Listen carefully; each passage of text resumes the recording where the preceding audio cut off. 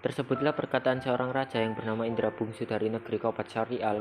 Setelah berapa lama di atas kerajaan, tiada juga beroleh putra. Maka pada suatu hari, ia pun menyuruh orang membaca doa kunut dan bersedekah kepada fakir dan miskin. Hatta beberapa lamanya, Tuan Putri Siti Kendi pun hamilan dan bersalin dua orang anak, yaitu perempuan dan laki-laki. Adapun yang tua keluarnya dengan panah dan yang muda dengan pedang. Maka Baginda pun terlalu amat sukacita dan menamai anaknya yang tua Syahpri dan anaknya yang muda Indra Bangsawan. Maka anak kanda Baginda yang dua orang itu pun sampailah usia 7 tahun dan dititahkan pergi mengaji kepada Mualim Sufyan. Sesudah tahu mengaji, mereka dititah pula mengaji kitab usul, fikih hingga syaraf, tasfir sekalinya diketahuinya.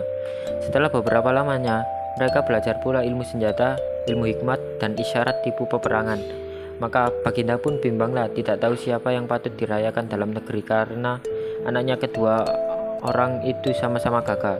Jikalau Baginda pun mencari muslihat, ia menceritakan kepada kedua anaknya bahwa ia bermimpi bertemu dengan seseorang pemuda yang berkata kepadanya, barang siapa yang dapat mencari buluh perindu yang dipegangnya, ialah yang patut menjadi raja di dalam negeri. Setelah mendengar kata-kata Baginda, Syahpri dan Indra Bangsawan pun bermohon pergi mencari buluh perindu itu. Mereka masuk hutan keluar hutan, naik gunung turun gunung, masuk rimba keluar rimba menuju ke arah matahari hidup. Beberapa lama di jalan, sampailah ia kepada suatu taman dan bertemu sebuah maligai. Ia naik ke atas maligai itu dan melihat sebuah gendang bergantung. Gendang itu dibukanya dan dipukulnya. Tiba-tiba ia terdengar orang yang melarangnya memukul gendang itu. Lalu diambilnya pisau dan ditorehnya gendang itu. Maka Putri Ratnasari pun keluarlah dari gendang itu. Putri Ratnasari menerangkan bahwa negerinya telah dikalahkan oleh Garuda. Itulah sebabnya ia ditaruh orang tuanya dalam gendang itu dengan suatu cembulu. Di dalam cembulu yang lain ialah perkakas dan dayang-dayangnya. Dengan segera Syahpri mengeluarkan dayang-dayangnya itu. Tatkala Garuda itu datang, Garuda itu dibunuhnya. Maka Syahpri pun duduklah berkasih-kasihan dengan Putri Ratnasari sebagai suami istri di hadapan oleh segala dayang-dayang dan inang pengasuhnya. Tersebut pula perkataan Indra Bangsawan pergi mencari saudaranya. Ia sampai di suatu padang yang terlalu luas. Ia masuk ke sebuah gua yang ada di padang itu dan bertemu dengan seorang raksasa.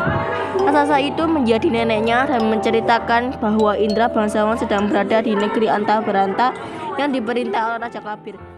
Adapun Raja Kabir itu takluk kepada Buraksa dan akan menyerahkan putrinya, Putri Kemalasari, sebagai upeti. Kalau tiada demikian, negeri itu akan dibinasakan oleh Buraksa. Ditambahkannya bahwa Raja Kabir sudah merencanakan bahwa barang siapa yang dapat membunuh Buraksa itu akan dinikahkan dengan anak perempuannya yang terlalu elok parasnya itu. Hatta beberapa lama Putri Kemalasari pun sakit mata, terlalu sangat. Para ahli nujum mengatakan hanya air susu harimau yang beranak muda lah yang dapat menyembuhkan penyakit itu. Baginda bertitah lagi, barang siapa yang dapat susu harimau beranak muda, ialah yang akan menjadi suami Tuan Putri. Setelah mendengar kata-kata Baginda, si hutan pun pergi mengambil seruas bulu yang berisi susu kambing serta menyangkutkannya pada pohon kayu. Maka ia pun duduk menunggui pohon itu. Sarung kesakitan dikeluarkannya dan rupanya pun kembali seperti dahulu kala. Hatta datanglah ke-9 orang anak raja meminta susu kambing yang disangkanya susu harimau beranak muda itu. Indra Bangsawan berkata susu itu tidak akan dijual dan hanya akan diberikan kepada orang yang menyediakan bahannya diselit besi hangat. Maka anak raja yang 9 orang itu pun menyingsikan kainnya untuk diselit Indra Bangsawan dengan besi panas. Dengan hati yang gembira, mereka mempersembahkan susu kepada raja. Tetapi berkata bahwa susu itu bukan susu harimau, melainkan susu kambing. Sementara itu, Indra Bangsawan sudah mendapat susu harimau dari raksasa dan menunjukkannya kepada raja. Tapi berkata, itulah susu harimau yang sebenarnya. Diperaskannya susu harimau ke mata Tuan Putri.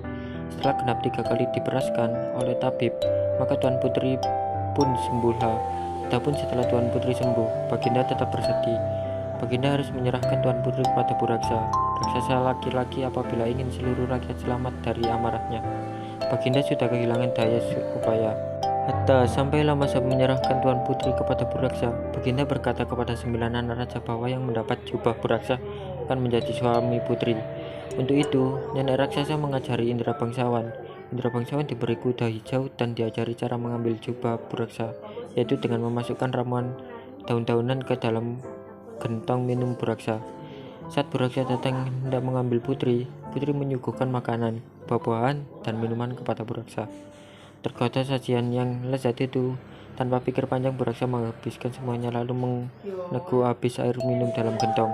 Tak lama kemudian Buraksa tertidur. Indra bangsawan segera membawa lari putri dan mengambil jubah Buraksa. Hatta Buraksa terbangun. Buraksa menjadi lumpuh akibat ramuan daun-daunan dalam air minumnya. Kemudian 9 anak raja datang. Melihat Buraksa tak berdaya, mereka mengambil selimut Buraksa dan segera menghadap raja. Mereka hendak mengatakan kepada raja bahwa selimut Buraksa sebagai jubah Buraksa. Sesampainya di istana, Indra bangsawan segera menyerahkan putri dan jubah Buraksa. Hatta raja mengumumkan hari pernikahan Indra bangsawan dan putri. Saat itu 9 anak raja datang. Mendengar pengumuman itu, akhirnya mereka memilih untuk pergi.